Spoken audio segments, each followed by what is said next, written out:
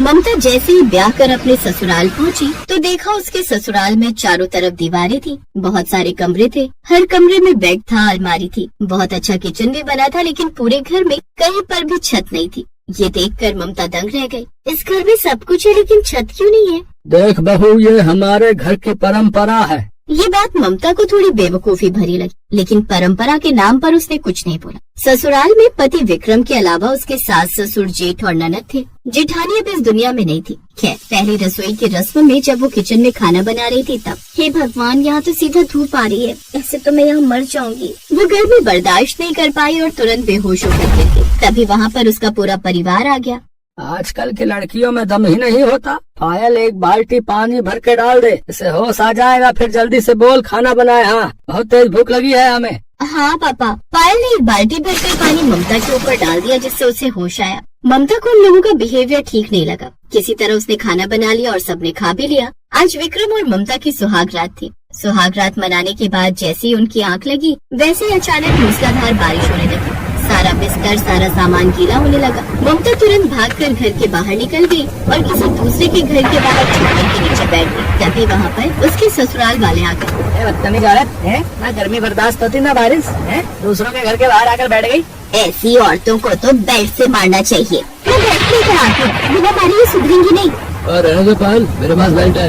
अपने ससुराल वालों का ये रूप देखकर ममता दंग रह गई। आसमान में बिजली कड़कने लगी, आंधी तूफान आ गया। ससुराल वाले ममता को घसीटकर वापस घर के अंदर ले गए और सारी रात वो लोग बारिश में सोए। लेकिन ममता को नींद नहीं आ रही थी। वो सुबह तक ऐसे ही बैठी रही। फिर दोपहर को उसका परिवार कहीं चला गया। मेरे ससुराल में तो हर कोई बदतमीज है। पूरे गांव में हर किसी के घर में छत है, सिर्फ हमारे घर में नहीं। पता तो करना ही पड़ेगा। ममता अपने घर के बाहर खड़ी हो गई। तभी वहाँ से कुछ औरतें गुजरी। ममता ने उन औरतों को बुला लिया। सुनिए, मैं आप लोगों से एक बात जानना चाहती हूँ कि हमारे घर में छत क्यों नहीं है? क्या सच में हमारे परिवार की ऐसी कोई परंपरा है? लगता है तेरे ससुराल वाले बाहर ऐश करने गए, इसीलिए तू हमसे बात कर पा रही है। बहू, तुम्हारे ससुराल वालों ने कई बार छत बनवाने की कोशिश की, लेकिन हर बार छत गिर जाती थी। बहुत सारे मिस्त्री, इंजीनियर, बहुत सारे तांत्रिकों ने भी कोशिश की, लेकिन जितनी बार वो लोग छत बनवाते थे, छत खुद ब खुद गिर जाती थी। लेकिन इसके पीछे कारण क्या हो सकता है? बहू, जब से तुम्हारी जेठानी ये दुनिया छोड़कर गई है ना, तब से ये घटनाएं हो रही हैं। वरना उसके पहले तो इस घर में भी छत थी। अब हम लोग चलते हैं, वरना अगर धोखे से तुम्हारे ससुराल वालों ने देख लिया तो तुम्हें बहुत मारेंगे। इतना बोलकर वो औरतें वहाँ से चली गयी। फिर धीरे धीरे शाम हो गई और ममता ने खाना बनाकर रख लिया। तभी उसके ससुराल वाले पी कर आए। सब लोग खाना खाने लगे। ये कैसा नहीं होता खाना बनाया? तेरे माँ बाप ने तुझे खाना बनाना नहीं सिखाया क्या? है? चलो आज इसे कमरे में बंद करके खूब मारते हैं, बहुत दिनों से हाथ साफ नहीं किया। सही कह रही हो माँ, आज 2-4 हाथ तो मैं भी लगाऊंगी उस चुड़ैल को। नहीं, ऐसा मत कीजिए, दोबारा ऐसी गलती नहीं होगी।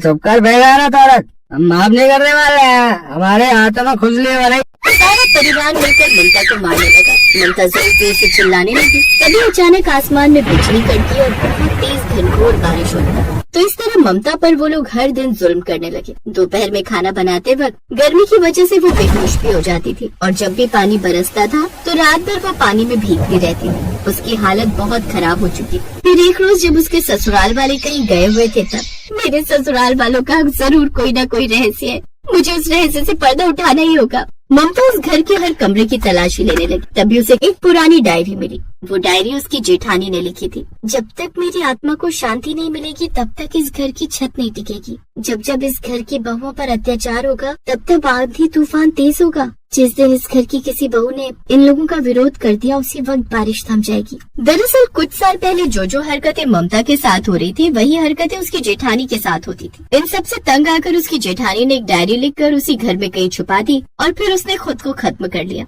अब ममता वो डायरी पढ़ चुकी थी। इसका मतलब जेठानी जी ने इन लोगों से तंग आकर खुद को खत्म कर लिया और ये राज छुपाने के लिए इन लोगों ने परंपरा का नाम दे दिया। रात में फिर से ससुराल वाले पी कर आए। जब बारिश होने लगी तब ममता किसी पड़ोसी के बरामदे में पहुंच गई। तभी ससुराल वाले वहाँ पर आ गए। विक्रम ने जैसे उस पर हाथ उठाया वैसे ही ममता ने उसका हाथ पकड़ विक्रम चिल्ला उठा।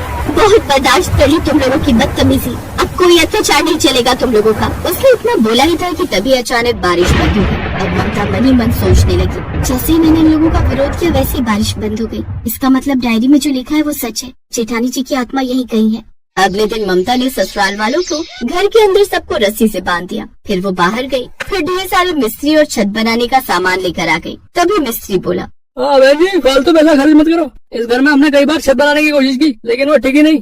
या तो आज छत टिकेगी या इन लोगों पर ही गिर जाएगी। उसके ससुराल वाले डर गए। बहू ऐसा मत कर, अगर तूने छत बनाई तो पूरी छत हम लोगों के ऊपर ही गिर जाएगी। चुप कर बुढ़िया। जेठानी जी, आप जहाँ भी हो, आज मैं आपको मुक्ति दिला कर रहूंगी। ये सारे लोग छत के नीचे दबकर मर जाएंगे आज। धीरे धीरे मिस्त्रियों ने छत बनानी शुरू कर दी। इधर उसके ससुराल वाले, बहू हमें माफ कर दे, आज के बाद हम तुझ पर कोई अत्याचार नहीं करेंगे।